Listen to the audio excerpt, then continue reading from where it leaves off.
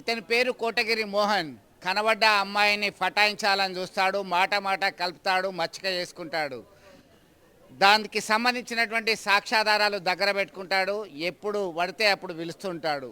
కాదు పొమ్మంటే బ్లాక్మెయిల్ చేస్తా అని సతాయిస్తుంటాడు. కరెక్ట్గా ఇట్లాంటి కేసే జగిత్యాల్లో మనకి ఆధారం లభిస్తుంది. దీనిలో అతని బాధ భరించలేక పోలీసులను ఆశ్రయించింది. ఇతను మీడియాను పొలిటీషియన్స్ సైతం బ్లాక్మెయిల్ చేసిన ఉదంతాలు ఎన్నో ఉన్నాయి.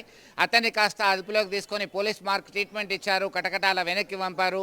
కోటగిరి మోహన్ గత జనవరిలో జగిత్యాల్లో జరుగుతున్నటువంటి ఎగ్జిబిషన్లో ఆ అమ్మాయితో మాట కలిపారు.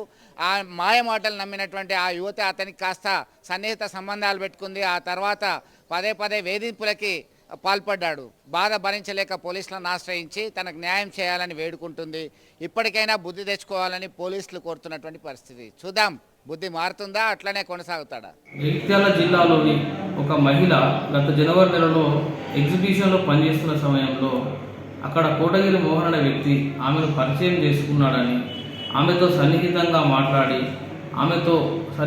మాట్లాడే సమయంలో ఉన్న ఫోటోలు తీసుకొని ఆమె కనుక రాకపోతే, తన కోరిక కనుక తీర్చకపోతే ఆమె ఫోటోలు మార్ఫింగ్ చేసి కానీ బ్లాక్మెయిల్ చేసి సోషల్ మీడియాలో పెడతానని బెదిరించి ఆమెను బలవంతంగా అత్యాచారం చేయడం జరిగింది.